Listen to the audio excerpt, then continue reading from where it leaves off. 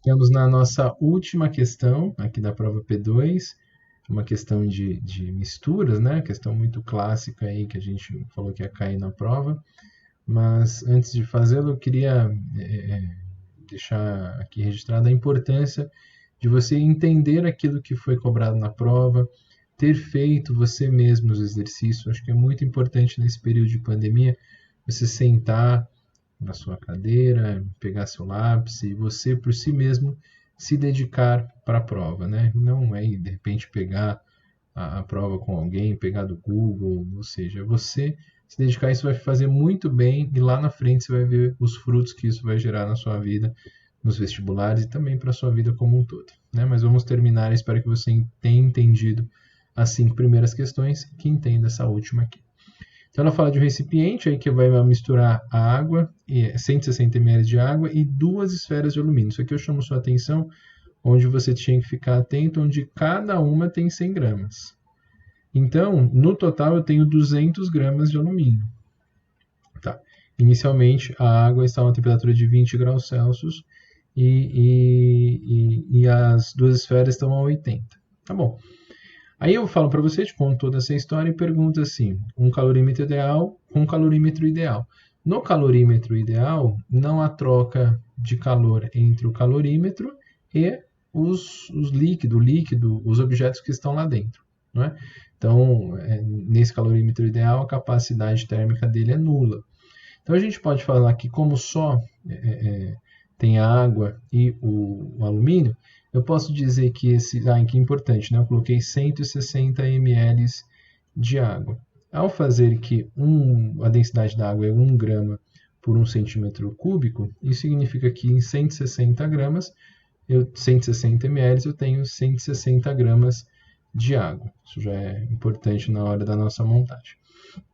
A gente já discutiu isso bastante, que a cada 1 grama de água tem 1 ml de água. 1 quilo de água, 1 quilograma de água tem 1 quilo de 1 litro de água. 1 litro de água eu vou ter 1 quilograma de água. Então, aqui partindo disso aqui a gente pode estabelecer. Aí a gente diz que como há mistura, a quantidade de calor de água mais a quantidade de calor de alumínio tem que ser igual a zero. É uma mistura, né, que aconteceu aqui entre os dois corpos. E toda vez que a gente tem uma mistura, e aí a mistura só entre água e alumínio, a soma tem que dar zero. Então, vou colocar a massa de água vezes o calor específico da água vezes a variação de temperatura da água. Mais ainda a massa de alumínio vezes o calor específico do alumínio vezes a variação de temperatura do alumínio, tudo isso tem que ser igual a zero. Vamos substituir, ó, a massa de água são 160 gramas, o calor específico da água ele nos disse que é 1 aqui, a temperatura inicial aqui da água, afinal, eu quero descobrir a temperatura de equilíbrio, e a temperatura inicial da água, eles nos falam aqui, que é 20 graus Celsius. Muito bem. Aí mais a massa de alumínio são 200 gramas, que são 100 de uma esfera, mais 100 da outra, são 200 gramas aqui.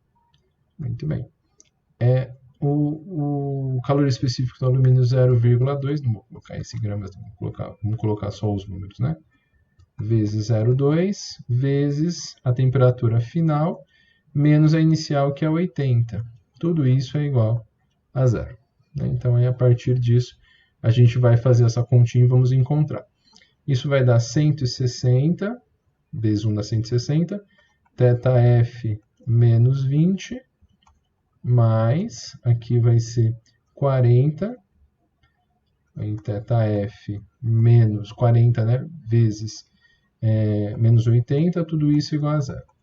Para a gente resolver isso, a gente vai fazer aqui 160 θf menos 160 vezes 20, isso dá 3.200, mais 40 θf menos, aqui 40 vezes também vai dar 3.200, tudo isso é igual a zero.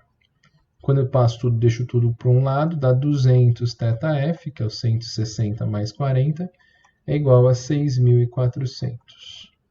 Portanto, a temperatura final, aí a temperatura de equilíbrio deles, vai ser de 6.400 dividido por 200, a temperatura final de 32 graus Celsius.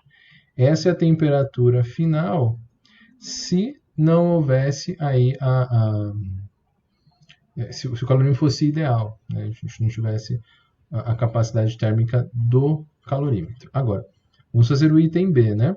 No item B, a gente pode... Vamos deixar um espacinho para a câmera aqui.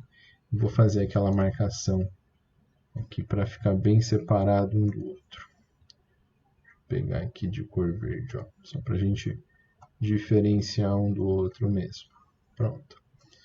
Aí, no item B, a gente vai usar aqui a partir da lógica que é a seguinte, que agora eu tenho o calor da água mais o calor do alumínio mais o calor aí gerado pelo calorímetro. Tudo isso é igual a zero. Agora eu tenho um calorímetro de 100 calorias por grau Celsius.